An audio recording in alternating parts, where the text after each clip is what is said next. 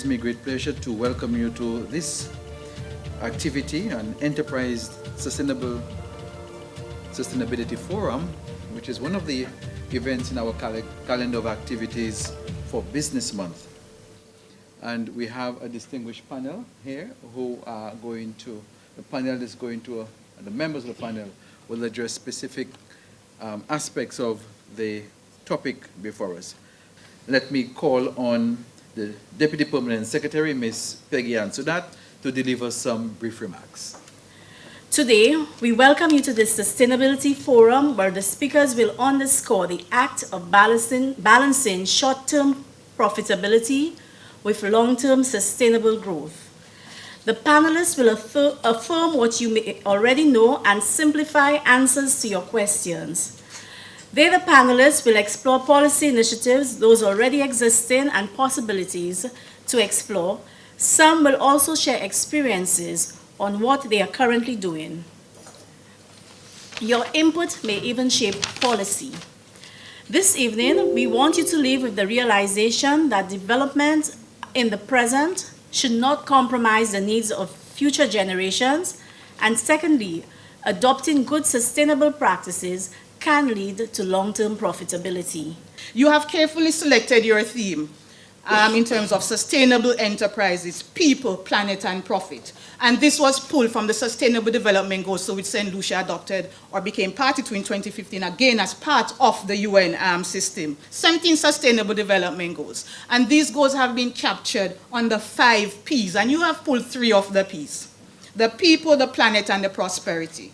But for all of this to come together, we need to remember the other Ps in terms of the partnerships, which is very critical for business, and also the peace, which comes out of everything. Whether it's a piece that you get a piece of the business or you get a peace of mind, that is very important as well. So with respect to the areas that you have looked at, people, the Sustainable Development Goals that these relate to are goals number 1, 2, 3, 4, and 5, which look at poverty, hunger, health, education, and gender equality. And then you have also pulled the planet, which looks at water, responsible sustainable consumption and production, climate change, life on land, and life below water. You've also pulled the profit, which is quite relevant to the nature of what we're looking at today. And this looks at the goals of 7, 8, 9, 10, and 11, energy, economic growth, reduction of inequality, the whole issue of industry, innovation, infrastructure, sustainable cities, and communities. So, having pulled these 3 Ps from what exists from one of the global policies that we looked at, the Sustainable Development Goals, which fall under the 2030 Agenda for Development, you have succinctly captured areas that, whilst we are very cognizant, are very critical towards our development, our social, our economic, and our sustainable development, I can understand very well in terms of whether or not, or you're thinking whether or not you are contributing to how we as St. Lucians achieve these goals. And as I go through, I will bring to your attention other policies that support what is being done. I would also just like to bring your attention to a document which was developed in St. Lucia, the Green Economy Scoping Studies. There are some copies available as well. And this policy document sought to look at how St. Lucia could be more, or could transition to a green economy, how we could transition to be more sustainable in the future. And what it did, it looked at least 5 sectors, examine what was happening, looking at the challenges and looking at the opportunities within these sectors that would allow us to pursue more sustainable interventions in terms of our economic development. The sectors that it looked at were the agriculture, tourism, energy, construction, and manufacturing sectors. So these sectors were seen to be viable avenues for St. Lucia to transition towards a green economy. Look for the opportunities, look for sensible partnerships, be engaged and be proactive. Because if we as a people are to be prosperous, if we are to use the resources of our planet wisely, it cannot be business As usual, we cannot continue to reinvent the wheel. There are lots of lessons out there that we can learn from. So I would just want to encourage all to think sustainable, establish wise strategic partnership, and to continue to reach out there, because there are many lessons that we can learn from. There are many opportunities. Despite the risks, despite the challenges, we can be more sustainable in our business operations. I was asked to talk on how innovation, what I call how innovation of an essential service can and is mitigating a sustainability problem, right? And I say can and is, and it's specific to the services that we're actually providing as Green in the Caribbean. This is going to become really, really relevant at the tail end of my little talk. We've been in operation in St. Lucia since 2014, and it is a functioning social entrepreneurship enterprise. So what we do, we provide a waste to landfill minimization service. And that basically simply means that we reduce the amount of waste that is transported to the landfill. And how do we do that? Well, you have to manage the waste stream in order to know what should go to the landfill and what should not go to the landfill. We have on island our own supply chain. We created our own supply chain, again, in the absence of a national infrastructure. So we created, our system of waste management, not separation, just waste management. What we like to say is put waste in its place. If you put it in its place, you don't have to separate anything.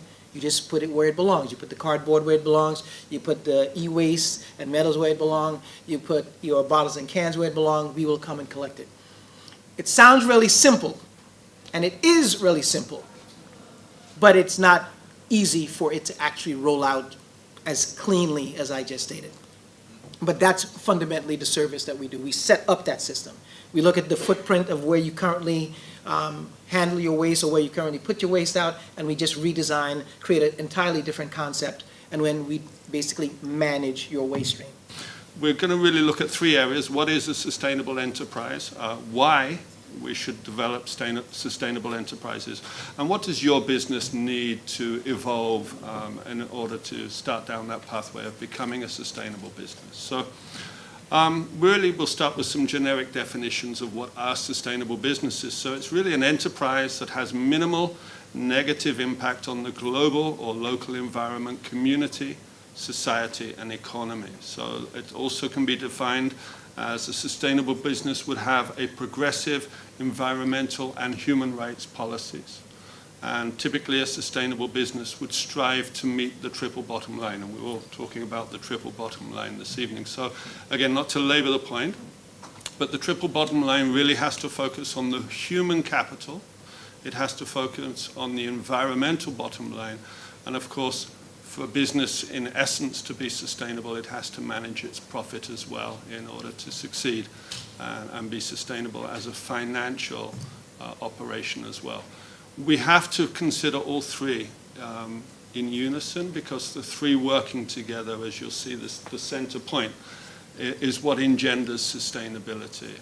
If you're focusing on one area, and ignoring the other two key areas, you're not truly a sustainable organization. So as you're developing, as you're thinking, how do we move forward, how do we approach sustainability, be very cognizant of these three elements needing to integrate and needing to work together. And if you're achieving that, then generally you're on the right path towards sustainability. But increasingly, businesses are finding that embracing sustainable practices leads to better corporate culture, more reliable products, and greater long-term profitability. There will be no coral reefs at the current consumption and industrialization pursuit of the world by 2050. No coral reefs. Think of the impact to tourism if we don't have coral reefs. By 2050, there will be more plastic in the oceans than fish. Just pause to let that settle in. More plastic in the oceans than fish. As it relates to water, 40% water shortfall by 2030, an even shorter deadline. We're talking about 2050, we've just come back 20 years. By 2030, clearly within all of our lifetimes, hopefully, this is going to be a major issue. 90% of these things that we find on containers, on bottles that compel us as environmentally conscious people to purchase that product and favor it over another product, 90% of those labels are voluntary attributed. And most of them, well, I'm not going to say most of them, but a lot of them are very tenuous in their qualification of what differentiates their product from another and allows them to genuinely call themselves green. So what are these labels? All of these labels that you see here, including fair trade, which will shock you, are either types of voluntary label and or single issue labeling. So fair trade is an example of single issue labeling. They come and they audit a process in isolation and they award you the fair trade for that. But it's a single auditing process. There's no continuous assessment that you're holding up the conditions that you have submitted yourself to. And many, many of these other labels, we would take these as a guide to guide us as consumers that we are partnering with organizations that have an ethical standpoint, that have a sustainability embedded, and that are contemplating environmental issues. So what we should be, and I'm not saying that these are wrong. What I'm saying is test it. Ask a company why that label is on there. What qualifies that label as being on there? What is the differentiation that their product deserves that label for? And really test it, because there's a lot of people jumping on the greenwashing bandwagon, and it's not authentic. Our mission says, creating value, transforming life, right? And in particular, we speak about caring for the communities and the environment within which we operate. So it speaks about caring for now and caring for the future, and that is really, really important to us, right? We spoke about the triple bottom line, and that is real. You can make profit out of being more environmentally conscious. Wayne spoke about it. My other presenters spoke about it. And we are a prime example where we are able to reduce cost by cutting out the use of or the demand for single-use plastic, right? And I want to say to you that as of now, we are upwards of 80-something% reduction in the amount of plastics that we give out. So the fallacy about wanting to make money off of plastics, the more we reduce, the better for us, because you will not be buying plastics anymore. And you have done a phenomenal job in showing every other place in the Caribbean that as a St. Lucian public, we can do this. Our customers have been very supportive. Yeah, we got a lot of licks before, but they have been very supportive in the way that they have presented themselves by just not asking for plastic, period. And the reusable bag model has really gone a long way for us. And it's not about blowing my trumpet or our trumpet, but I'm very proud to say that we have bold leadership, very bold leadership in doing that, because it can get scary at times. It can get scary at times.